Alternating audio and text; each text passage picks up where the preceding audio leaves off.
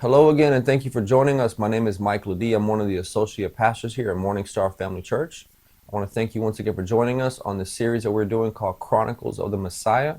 This is a series that has been put out by First Fruits of Zion Ministries. If you'd like to learn more about that series or get your own copy of the materials that I'm going through, you can look in the description area below. There's a link there that'll take you right to their homepage.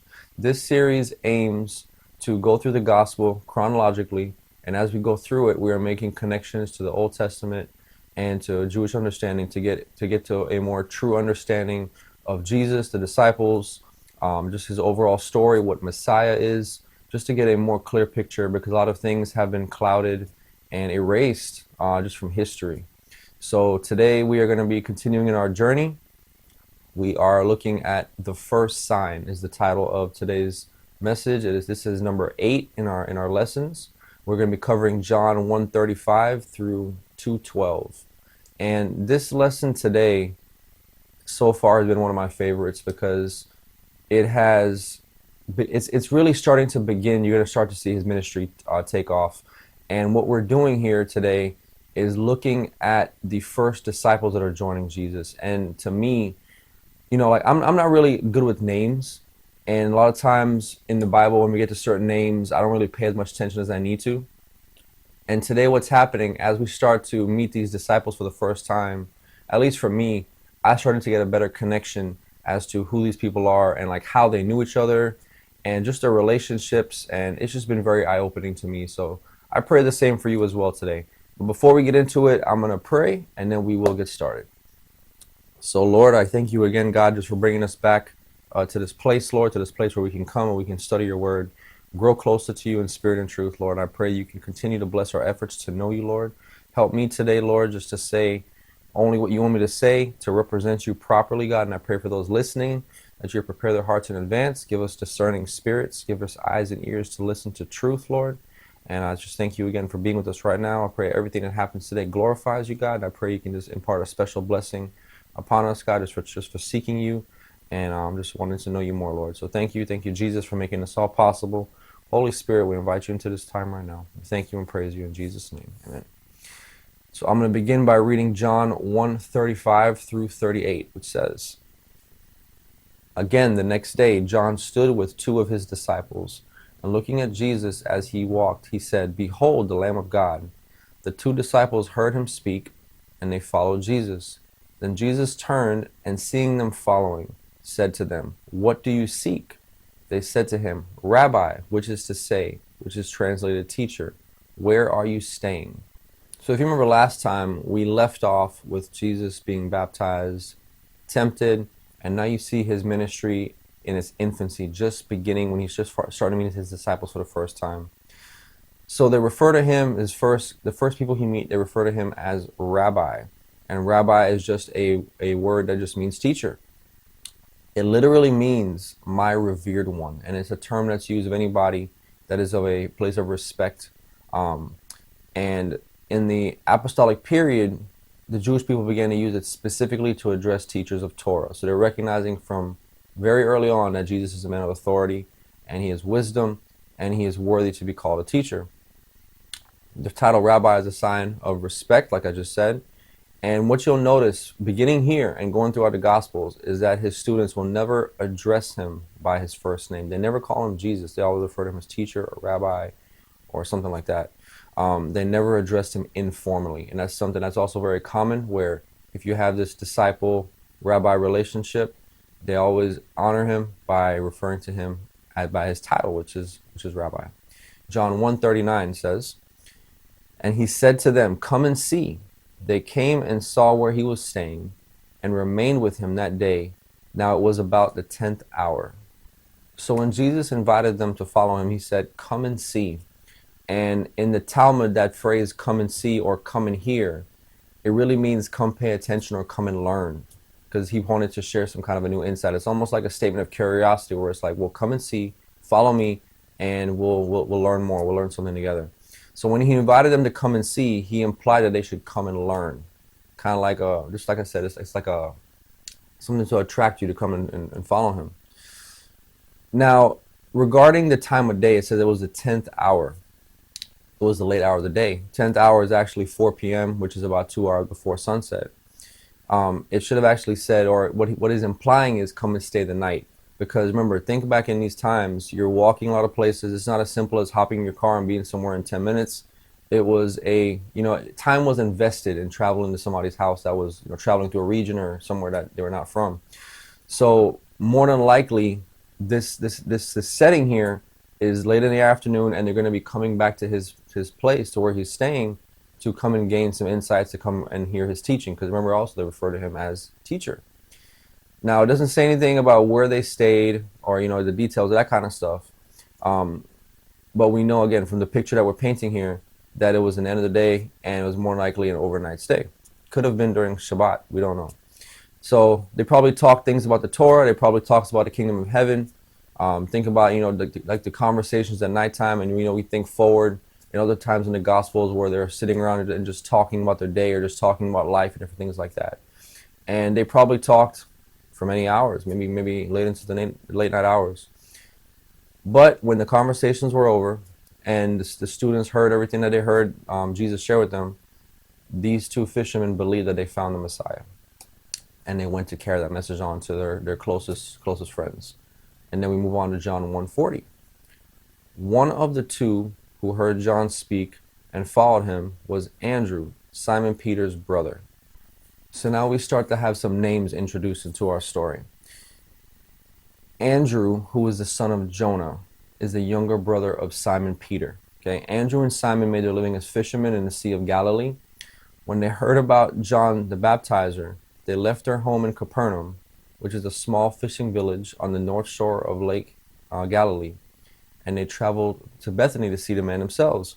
We read that Andrew stayed to learn from John and became one of his disciples, and then he eventually rushed back home to visit his brother Simon to tell him about his experiences. When Jesus meets Simon in John 1:42, he says by the Spirit, he says, "You are Simon, the son of Jonah. You shall be called Cephas." Cephas is a Greek transliteration of the Aramaic word for rock, which is Kepha. And the Gospel of John explains that Kepha means the same thing as Petros, the rock. So we see where his name comes from. John has it as Cephas. Other places will say Petros, but it all means rock. That's what the name, the prophetic name that Jesus gives to Peter. Let's go a little bit further, where John 1:40 says, one of the two who heard John speak followed him, as Andrew, Simon Peter's brother. What about the other one? There was two. What about the other one? Who is Andrew's friend, the other disciple who followed after him? This unnamed disciple is most probably the same anonymous disciple who appears throughout the Gospel of John. Who was that? The disciple that Jesus loved. Talking about John.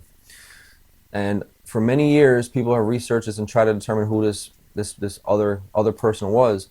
But the early church, the tradition of the early church, firmly identifies him as John, the son of Zebedee. So John kind of writes himself humbly into his gospel, not identifying himself. So Simon and Andrew are the sons of Jonah, and they consider John and his older brother James, who we haven't got to yet, sons of the Zebedee family. And they probably had grown up together, and they were sons of Galilean fishermen. So we start again to see these characters come together, where there are two families, they knew each other, living in the same area, doing the same kind of a job, growing up together, sharing experiences. So, you think about yourself, if you would have met somebody really famous or really important, or something really important happened to your life, you're more likely going to tell the first people that you know, the closest ones you know, which is what's happening here. And John, who may not have been much older than a teenager at the time, when he spent his first time with Jesus, and church legend and church history kind of corroborates that, because John lived into the time of the days of Emperor Trajan in the Roman Empire, which was, his reign began in 98 AD. So if you think about how late that is, I mean, you're talking about John meeting him probably around maybe like 28 AD-ish, and you're talking 70 years into the future. So for him to live in Trajan's reign, which began in 98 AD, he had to be pretty young. So at least that kind of supports that idea. And let's move on now to John 1:43 through 44. The following day, Jesus wanted to go to Galilee. He found Philip and said to him, "Follow me." Now Philip was from Bethsaida, the city of Andrew and Peter. So the name Bethsaida literally means house of netting. You think about Bethlehem means house of bread.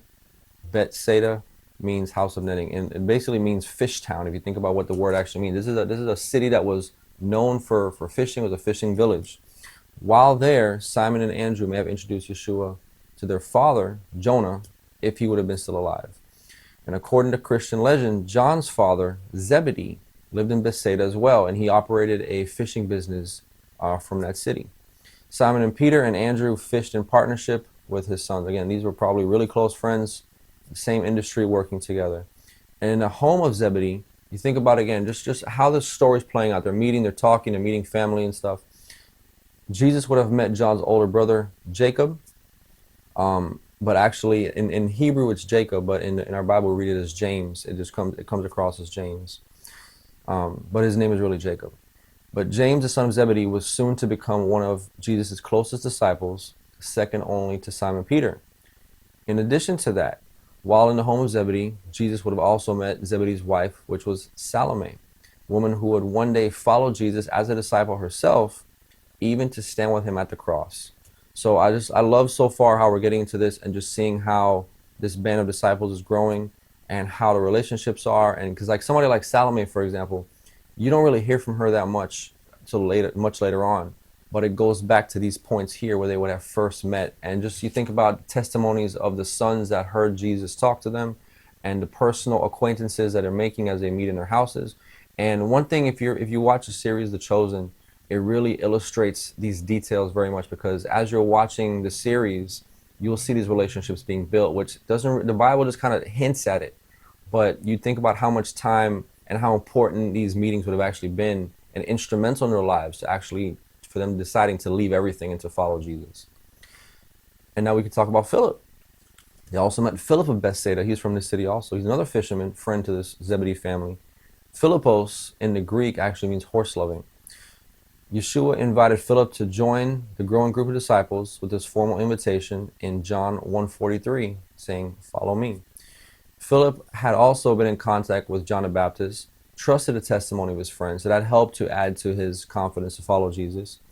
And they told him how John singled out this man from Nazareth, Jesus, and endorsed him as the Messiah, was baptized, Spirit came upon him. So again, all these things are just adding to their story and to their reasoning in their hearts to follow him as their master. And now we're going to introduce ourselves to Nathanael in John 1:45. Philip found Nathanael and said to him, "We have found him of whom Moses in the law and also the prophets wrote, Jesus of Nazareth, the son of Joseph." So as they entered the village of Cana, Philip went ahead to find his friend Nathanael. Christian tradition assumes that Nathanael is the same person as Bartholomew. The names are interchangeable. Philip found Nathanael beneath a fig tree in Cana. In rabbinic and biblical literature, fig trees and vines symbolize peace and prosperity in the Messianic age. When Solomon ruled over Israel, every man sat under his own vine and his own fig tree. And in the Messianic age to come, it'll be the very same thing. In John 1:45, we also hear this term, son of Joseph. Nathanael identified Jesus as the son of Joseph. And while he may be referring to his earthly father, but again, who probably wasn't alive at this time, it goes a little, there's a deeper meaning to that. And the Talmud refers to the suffering Messiah as Messiah, the son of Joseph. There are some of the Jewish people that believe that there are two Messiahs. There's a suffering one and a conquering one.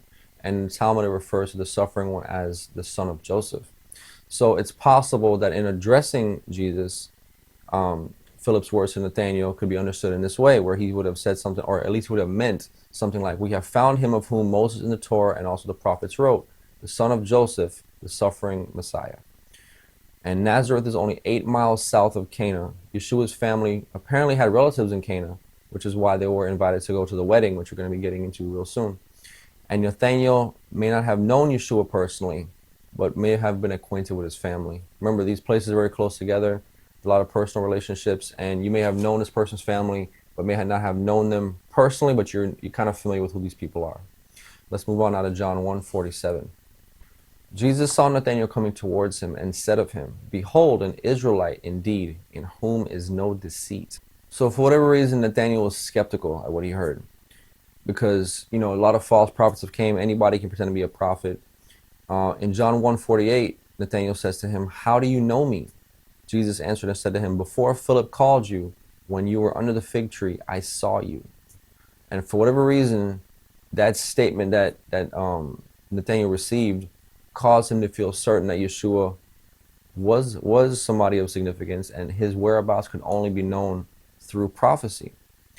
Eventually, after his skepticism gave way and he realized that Jesus is not just some ordinary person, in John 1:49, his response is, "Rabbi, you are the Son of God," which is to say, you are the King of Israel.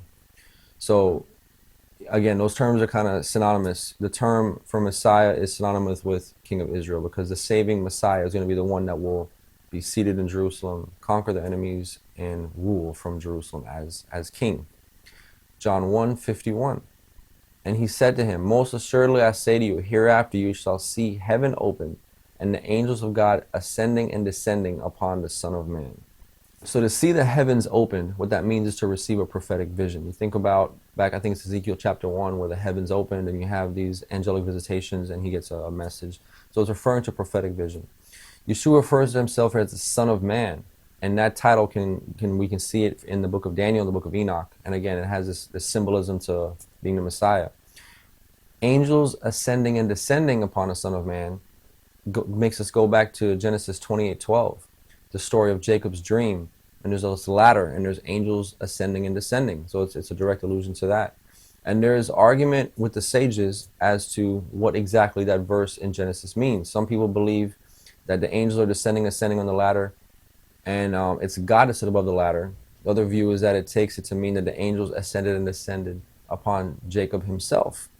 But when we read it from what Jesus said, he applies the pronoun not to Jacob or to God, but he applies it to himself. He says the angels will be ascending and descending upon the Son of Man. And this is one of the first places you start to see Jesus take these Old Testament scriptures and bring them to fulfill meaning and to apply them to himself. That's going to happen many more times.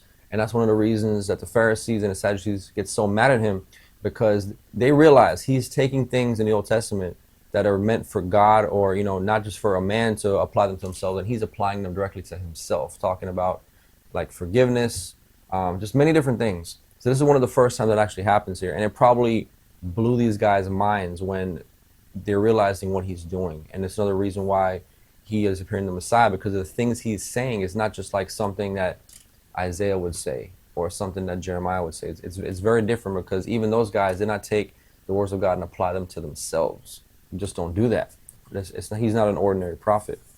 John 6:38 says, "For I have come down from heaven not to do my own will, but the will of him who sent me." John 20:17 says, Jesus said to her, "Do not cling to me, for I have not yet ascended to my Father, but go to my brethren and say to them, I am ascending to my Father and your Father, and to my God and your God." So we see him ascending and descending because Messiah is the true ladder between the heaven and the earth. So right now, before we get into the wedding in Cana, which is the next portion we're going to touch on, we're going to do a quick summary of the disciples we have met thus far. We're introduced to 6 disciples so far: Simon the Rock, the son of Jonah, and Andrew, the son of Jonah. So these are both brothers. Simon Peter, and Andrew. We have Jacob, or James, however you want to word it. In the Bible, it's typically brought in as James, but his name in Hebrew is Jacob. So we have him, and we have John, both sons of Zebedee. 2 families here. So again, we have Peter and Andrew, and we have James and John, 2 separate families. Philip and Nathaniel, Bartholomew, and those are from separate houses. So we have 2 households with brothers, and 2 not households, without separate households, not brothers. 6 first disciples. And again, when I've read these gospels in the past, like, it has never been as clear to me as it is now. When you think about it from the context of the relationships and how they're meeting each other, and family relationships and friends and cities, just like the way it paints it, it helps to give me a lot clearer picture of who these people are. And also, as we go forward and we meet more disciples, you have Matthew, a tax collector, you have zealots, you have other people coming in from different backgrounds, different careers, different perspectives. So these 6 here are very similar because they're from the same region. They have the same job, probably the same mentality, same kind of class, economic class. So you may have less friction with these guys. When the other guys start coming into the picture, you start to see other problems arise. And they also knew each other from the past, so you have that too. So now we're going to move on to the wedding in Cana, starting in John 2, verses 1 through 2, which says, "On the third day there was a wedding in Cana of Galilee, and the mother of Jesus was there. Now both Jesus and his disciples were invited to the wedding." So we mentioned a little while ago that Mary, Jesus' mother, was more than likely a close relative or a friend of the person that was getting married in Cana. They were invited to this wedding to be a part of it, to help out, because there were many preparations to make. And in a similar way to American weddings, but even more so, weddings were big events in Jewish culture. Weddings in Bible times lasted days, and lots of preparation, lots of food, just planning, those kind of things. So the more people you have to help out with that, and the closer people, the better. These weddings, they always look to have a rabbi in attendance, at least one. And this was, like we talked about before, rabbi means revered one or respected one or teacher. It was like these people wanted to have a rabbi there as just their honored guests, and also just to share their insights, because these people, these men, they were very smart, they were very taught in Torah, and it was an honor to have somebody at your wedding that you can sit down and talk to and ask questions, and to impart blessings upon people that are there. So the fact that Jesus was there, he was like an up-and-coming teacher. They recognized him as a rabbi, so he may have been the only rabbi there to make a presence there. So they would have looked to him for his insights, for his wisdom, for his blessing upon the family. Another interesting thing too is during the miracle that takes place here, you don't see any challenge or pushback from any other people of authority. When Jesus goes forward in other places, he does a miracle, or speaks to somebody and says something that's kind of like very unusual to hear at this time, you'll hear somebody like a Pharisee or somebody else will challenge him. There's no challenge here. So he may be the only rabbi in attendance here when his first miracle takes place. People at the wedding would have looked at Jesus, the visiting rabbi, and maybe held out like an expectation of sorts that he would add just an element of like God's spirit upon this wedding, like I said, through prayers, through what he knew, and also an element of joy. This is not just dry. This is not like some scholar sitting at a seat and just like dumping knowledge. It's more than that. It's his personality, the joy that he adds to it. Like I said, these were very highly honored and revered guests, and it was an honor to have one come to your wedding. John 2:3 and John 2:4 as we move on. "And when they ran out of wine, the mother of Jesus said to him, 'They have no wine.' Jesus said to her, 'Woman, what does your concern have to do with me? My hour has not yet come.'" So let's talk about the significance of wine and how it relates not only to the story but also prophetically. So Jewish understanding, when the Messiah comes, when he comes back to reign from Jerusalem, and he ushers in the end of all things, the time of perfection, tradition holds that the righteous will sit at a great banquet, and they will be served miraculous wine that is preserved in its grapes since the creation of the world. Read this commentary. "The Holy One, blessed be he, will make a banquet for the righteous in the Garden of Eden. He will give them to drink wine preserved in its grapes since the 6 days of creation." If you think about the parable of the landowner, and the verse specifically I'm referring to in the three Gospels, Matthew 21:34, Mark 12:2, and Luke 20:10, all of those describing in that parable the time coming. It says when the time of vintage has came, and it's talking about the end of all, the culmination of all things. It's talking about that same wine that we're talking about, that these people understood as wine that was sitting from the beginning of the world, that has been aging all throughout. I mean, to me, that thought is just incredible, that the wine that we're going to be drinking at the end of time has been aged since the beginning of creation. It's just incredible.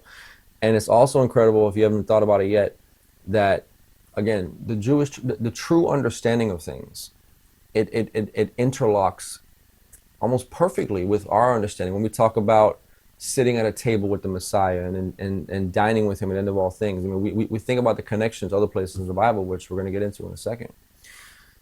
This explains Jesus' curious expression, "My hour has not yet come." He may have been referring to his hour of like the hour of that banquet.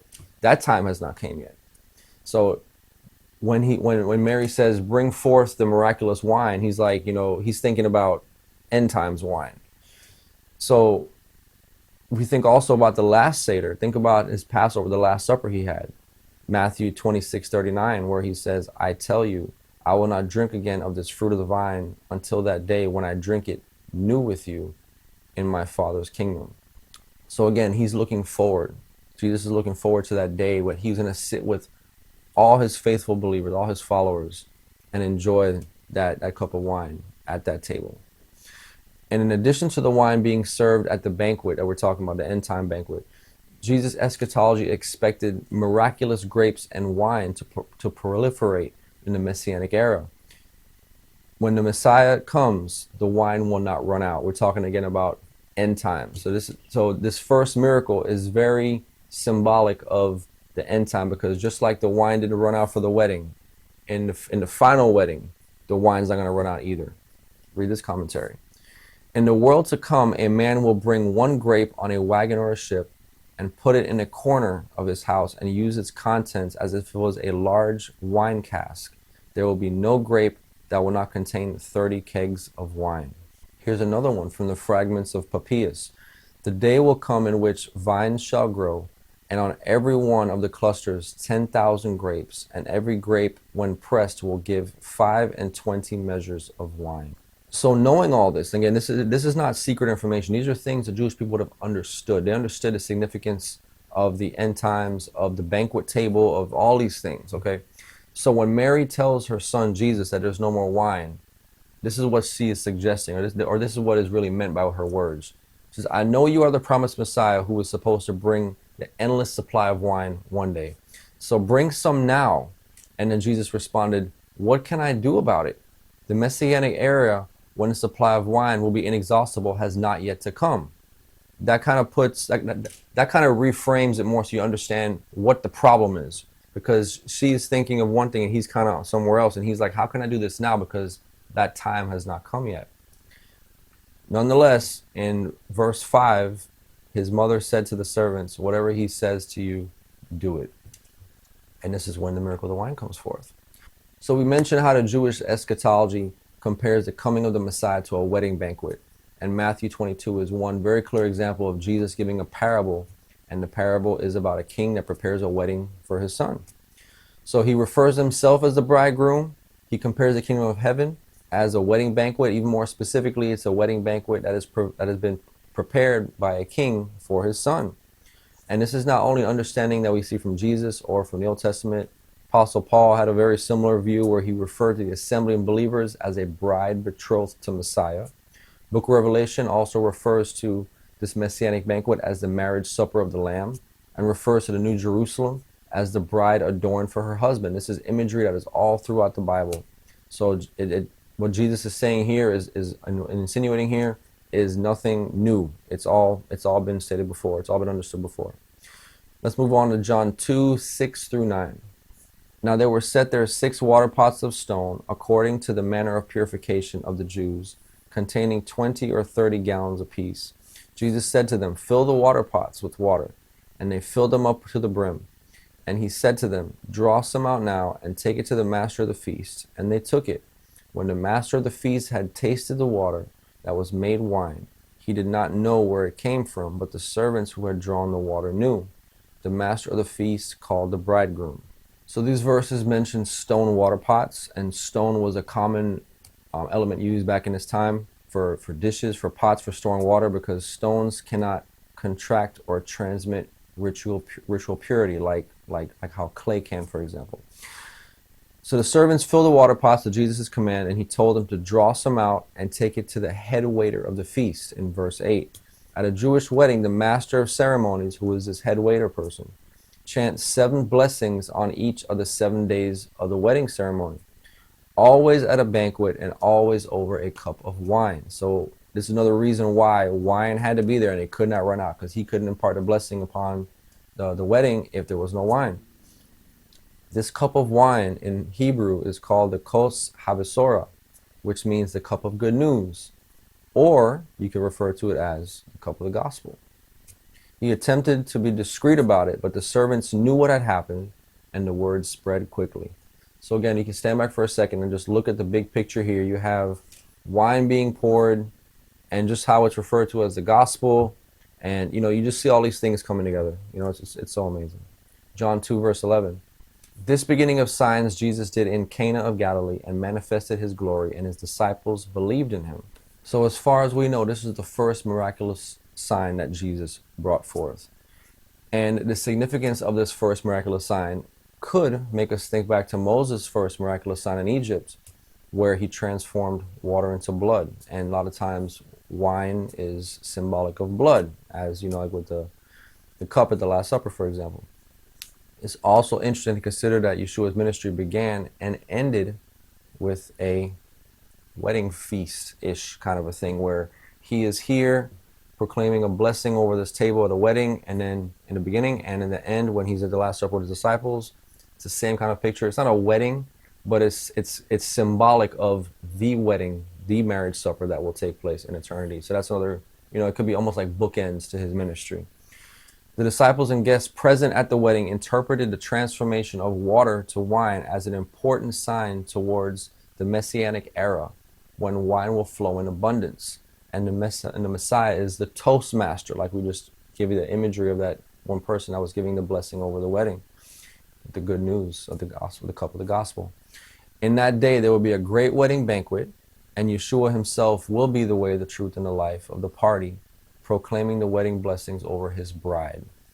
So that just really, that last statement I just read, it really is like the heart of my motivation behind doing these teachings, because we can read that story without this understanding, and it's good.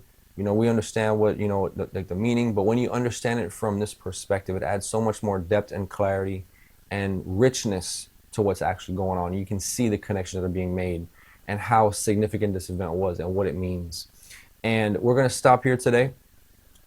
And as we go into the future lessons, now you're going to really start seeing Jesus' ministry take off. This is the first sign that more than likely the first sign that he did. Like we just said now, people are talking, the word is starting to spread, and you're going to start to see more things unfold. So we're going to really start to see things move in the next few weeks, which I'm excited for. Hope you're excited for.